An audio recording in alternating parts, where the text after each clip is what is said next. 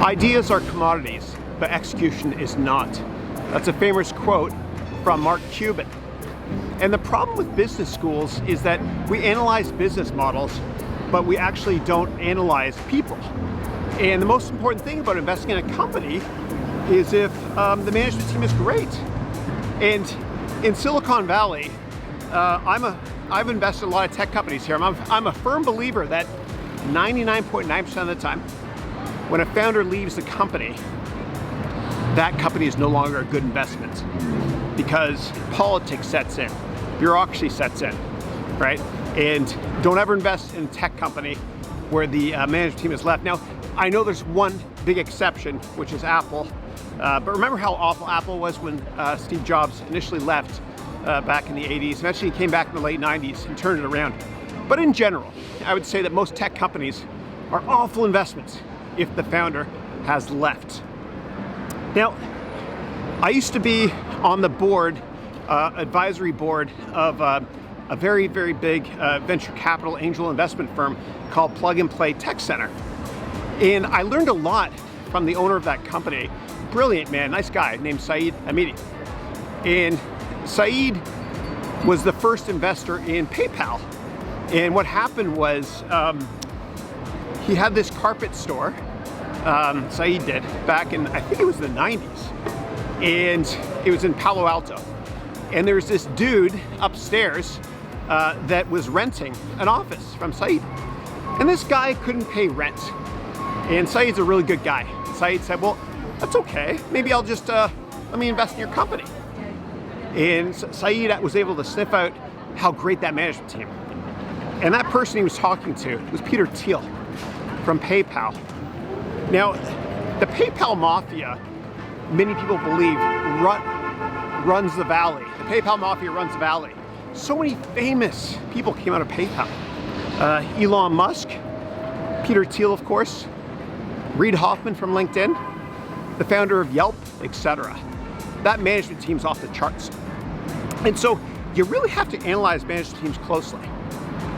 And so Saeed taught me so much because when I used to sit in on pitches from companies and help them select companies to invest in, after the meeting was over, I would say, Saeed, I think that business model is not that great, or I think it is a great business model. And he'd say very nicely, Chris, you're missing the point.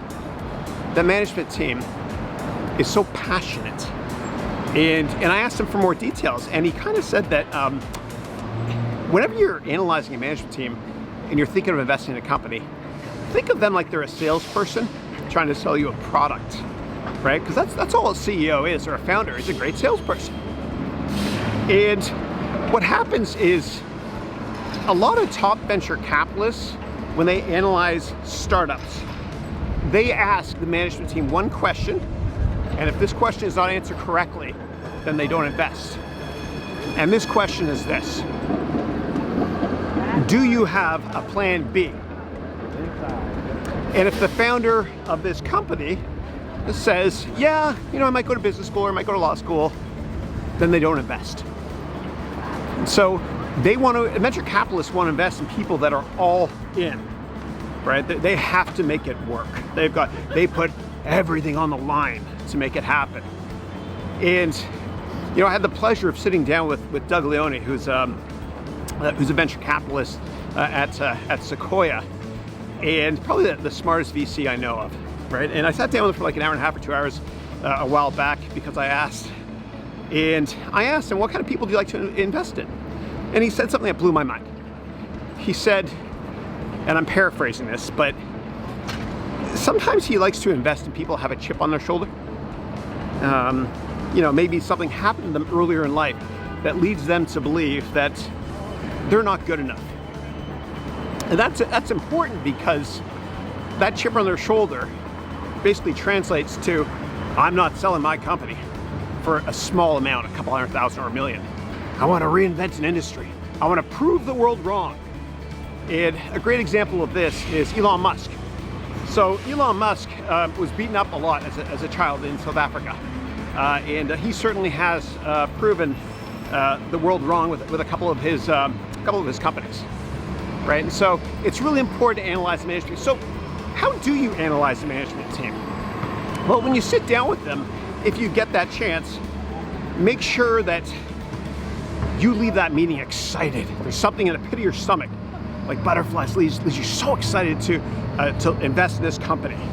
And I remember when I met with Mark Benioff years ago, I think it was 2002, first time I met him. It was at a Goldman Sachs conference. He got me so excited about his company and cloud software computing. And before I sat down with him, I thought that was a really, really boring market. But he made me excited about it. He could sell. He could sell. So if you don't get the opportunity to sit down with the management team, then how can you assess the management team? Well, you can use LinkedIn if you want. And LinkedIn, basically, you're probably 2 degrees of separation away from anybody that matters when you're considering investing in a company. So call your buddies that know this person that's running this company, or send them a message, say, hey, what do you think of this person, that sort of thing, and you'll get feedback that way. Now, if that's not a possibility for you, you can go to a website called Glassdoor.com. That's glass as in breaking glass and door as in a door.com. And you can search for the company name, and you have employees that work at those companies that will anonymously talk about that management team in a lot of detail, and they'll grade them, right? So let's look here, an example. I'll put a graphic up here of Salesforce.com and what employees think of Mark Benioff and the management team. There's the score right there, and you can kind of get a good feeling as to whether or not it's a good management team and if the employees like that management team. Now, obviously, make sure that there's not just a handful of entries there in Glassdoor.com, because 1 or 2 data points doesn't make a trend. There has to be many. And in the case of Salesforce here, you see that there are many. So you can also do research on a management team by looking in the annual report if it's publicly traded. You can find out where this management team came from and if they were successful in the past, right? Don't ever invest in a company without first analyzing the management team. And at business school, my goodness, I spent about 2 years analyzing financial models and all this stuff, and nobody ever taught me about how to analyze the management team or even think about that. Who cares about the business model if the management team is not great?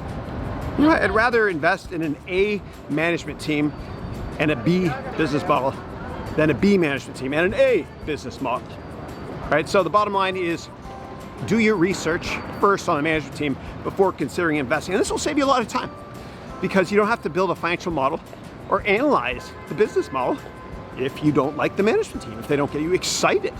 And you can watch interviews of them on television as well as search YouTube, or you can go to CNBC and all these other websites to watch the management team presenting. And so I want to mention one other thing while we're talking about CNBC and analyzing management teams. When I worked at a giant hedge fund called Citadel here in San Francisco, and their headquarters are over there, their San Francisco office when I worked here, what they did was really cool. The management of Citadel sent FBI and CIA agents, former agents, that had 25 years experience each in the FBI and the CIA. And they analyzed, they taught us how to analyze management teams and to see if they're lying.